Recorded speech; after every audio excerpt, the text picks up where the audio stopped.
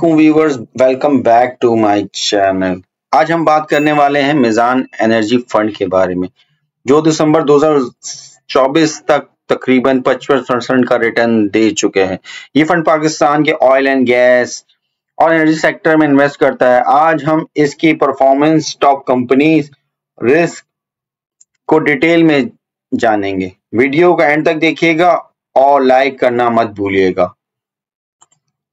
अगर हम बात करें फंड्स के अवर रिव्यू की, एनर्जी फंड्स जो है MEF के नेम से शॉर्ट फॉर्म इसकी जाना जाता है।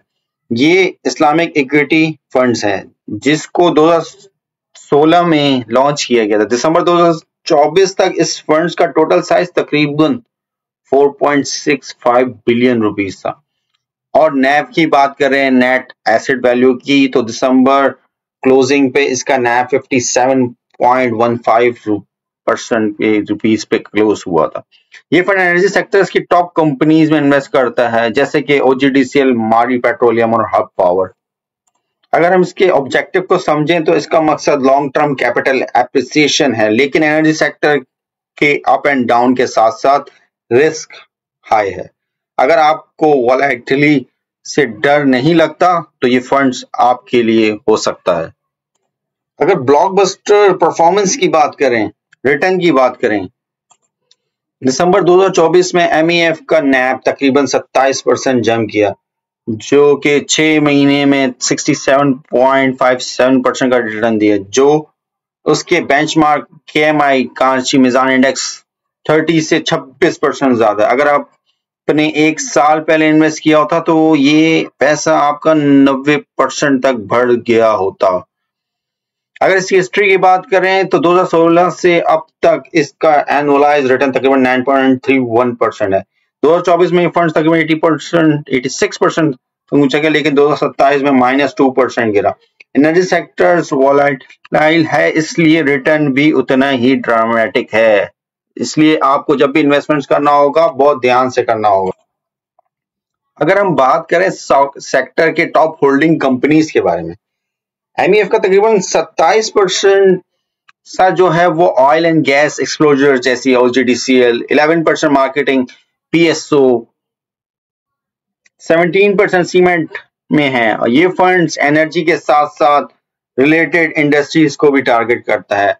अगर टॉप 5 होल्डिंग कंपनीज की बात की जाए तो जिसमें OGDCL तकरीबन 15.6%, मारी petroleum 13.29%, Pakistan state oil 13.27% and hub power company limited 12.77% तक होल्डिंग कर रही है, जिसमें एक स्वीट सदर्न गैस भी शामिल है।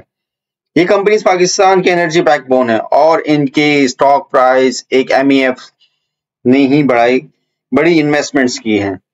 अगर रिस्क स्ट्रेटजी की बात करें तो हाई रिस्क हाई रिवॉर्ड का कॉन्सेप्ट तो आपने सुना ही होगा। MEF का रिस्क लेवल हाई है। ऑयल प्राइसेस, ग्लोबल क्राइसिस और गवर्नमेंट पॉलिटिक्स इनको डायरेक्टली अफेक्ट करते हैं। दिसंबर 2027 में ये फंड्स तकरीबन -2% था, लेकिन 2024 में रिकवरी कर लिया। लॉन्ग टर्म इन्वेस्टमेंट्स के लिए ये फंड एक रोलर कोस्टर राइड जैसा है। एग्जिट स्ट्रेटजी की बात करें तो funds manager Ahmed Hasan CFA कहते हैं कि अगर हमें मार्केट कैश का अंदाजा हो, हम टेम्परेरी कैश या फिक्स इनकम में शिफ्ट हो जाते हैं। इसलिए MEF में 9% का कैश ऑलवेज रखा जाता है सेफ्टी के लिए।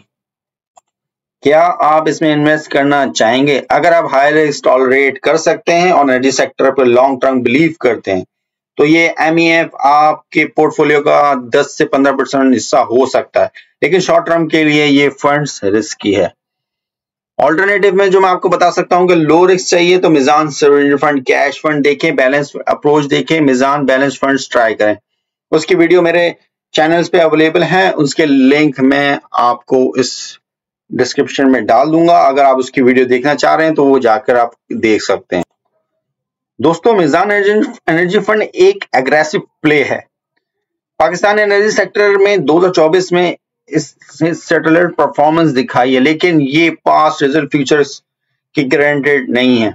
अगर आप फाइनेंशियल एडवाइजर से कंसल्ट करें और अपने रिस्क एप्रेट समझ के इन्वेस्ट करें तो आप जरूर कर सकते हैं, लेकिन रिस्क फैक्टर आपको जरूर देखना होगा।